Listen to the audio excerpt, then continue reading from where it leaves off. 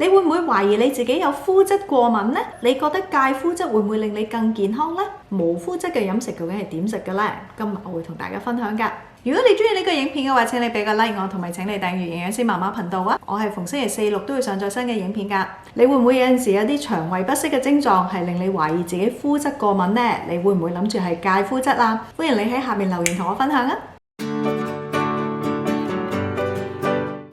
各位朋友，大家好，我係營養師媽媽 Priscilla。今日咧同大家講下麩質 gluten。而家咧就好流行咧係戒麩質嘅，市面上咧亦都係有好多嘅無麩質嘅食物啦。好多時候咧會好流行一啲 gluten-free diet。如果你係食一個無麩質嘅飲食嘅話，會唔會令你更加健康呢？今日同大家探討一下嘅，同埋今日帶大家去超市睇下一啲 gluten-free 嘅食物啊。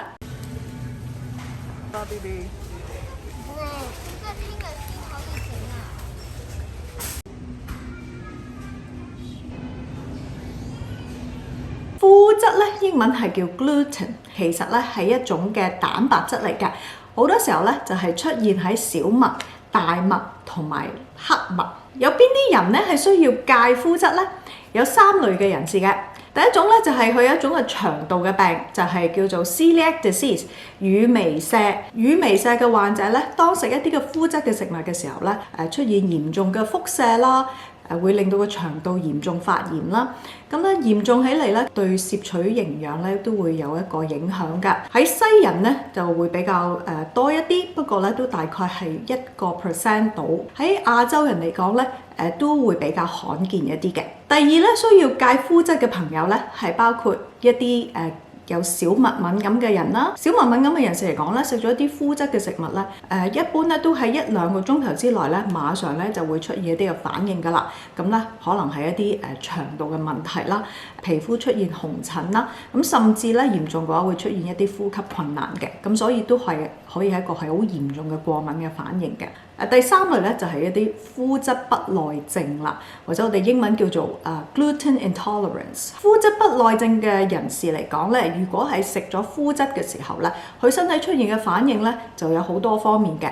咁好多時候係腸道嗰方面咧，就可能係會有一啲可以係便秘啊，可以係肚瀉啊、肚脹啊，好似腸易激綜合症嘅一啲嘅情況啦，亦都咧可能咧係出現一啲好疲倦啦，或者皮膚出疹啊嗰啲咁嘅問題嘅。呢3種人士嚟講咧，頭2種乳糜痧同埋小麥敏感咧，係好容易咧就係做到診斷㗎，包括驗血 check 一啲抗體啦，或者可以係照腸鏡嘅。如果醫生係要診斷呢個麩質不耐症嘅話咧，係會最困難㗎。驗血咧亦都未必係可以測試得到。而其實呢啲症狀咧，好多嘅時候咧，譬如你話個人攰啊，或者個肚唔舒服啊，呢啲咧可以係因為其他飲食上面嘅問題引起嘅，咁就未必因為咧係一個麩質不耐受啦。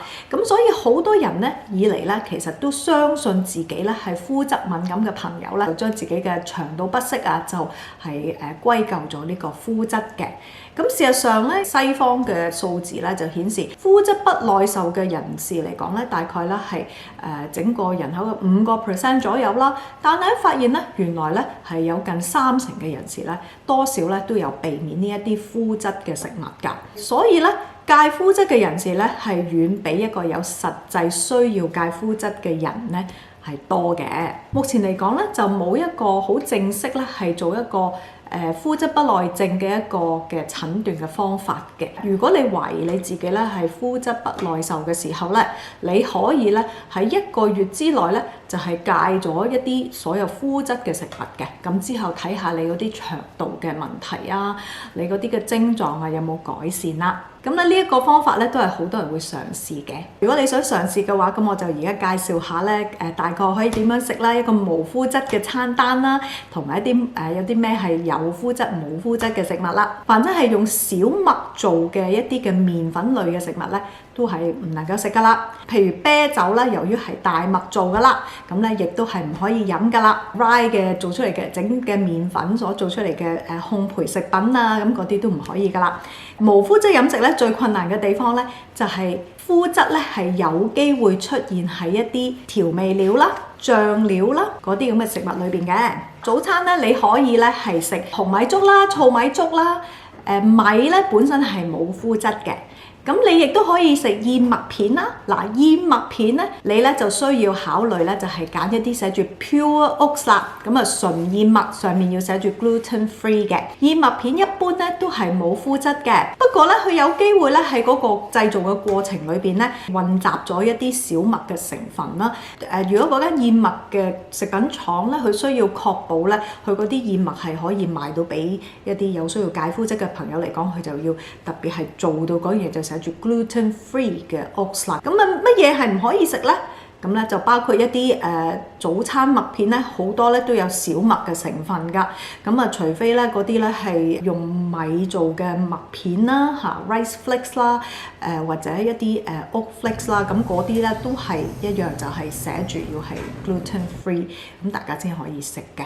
麵包咧，因為咧一般咧都係小麥麵粉做㗎，咁都係唔可以食㗎啦。不管佢係全麥或者精製嘅麥包咧，都係唔適合有需要戒麩質嘅朋友㗎。午餐咧，普通係食飯係可以啦，你亦都可以食米粉啦、米線啦、粉絲啦，呢一啲咧都係米同埋粟米做嘅，亦都係冇呢個麩質嘅。咁你可以加啲肉啦，加啲菜啦，肉同菜咧都係一般係冇麩質㗎。調味料咧，你就特別需要留意咧，你要揀一啲可能 gluten free 嘅一啲嘅醬料啦。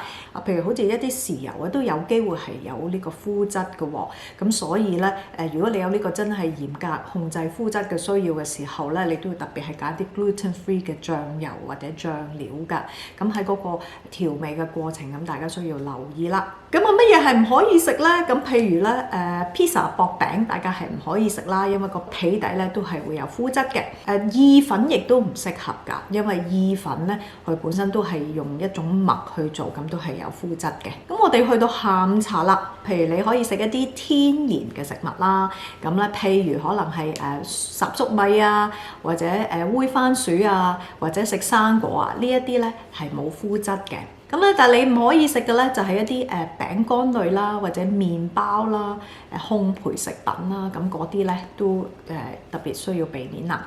除非你係揾到一啲 gluten free 嘅麵包或者一啲 gluten free 嘅餅乾啦。晚餐食嘅食物咧，其實同午餐都係好類近嘅啫。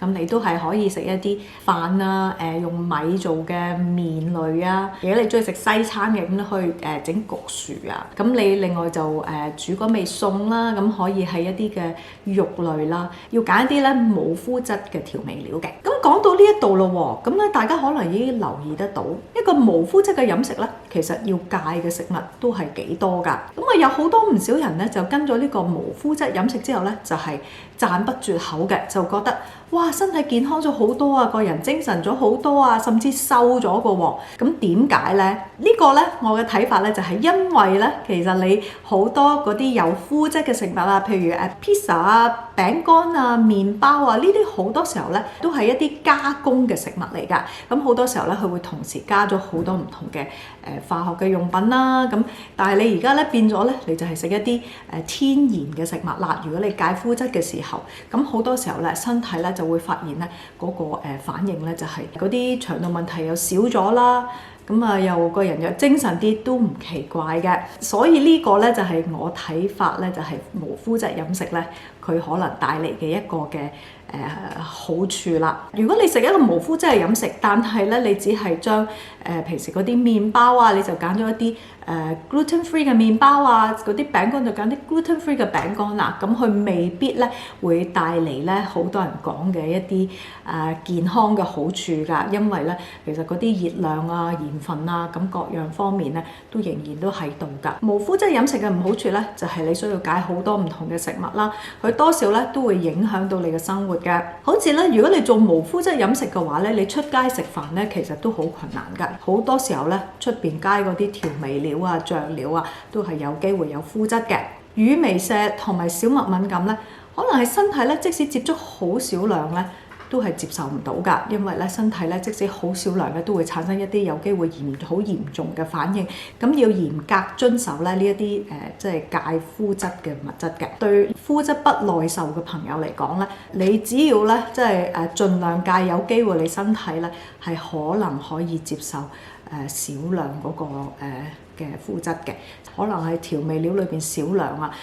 有機會咧，身體係接受得到㗎。咁呢個咧，亦都係即係不耐受同埋敏感嗰個身體個反應嘅一個好大嘅分別啦。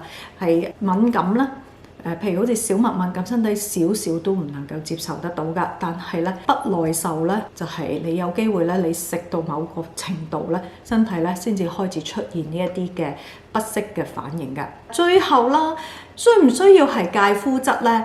除非你係真係好懷疑自己係有麩質不耐受或者麩質過敏嘅話咧，如果唔係咧，我就會覺得我哋應該享受下食唔同嘅食物，唔需要話有咁多嘅束縛底下咧，就食一啲唔同嘅食物，或者可以有自由地咧出去出邊嘅餐廳食嘢咧，就唔使咁受咁多嘅限制咧，其實係最理想嘅。如果你冇呢啲咁嘅不耐受啊，或者呢啲過敏嘅問題咧，你又走去戒麩質咧，其實你個身體基本上咧係冇呢個必要，你亦都唔係話真係一定會健康咗嘅。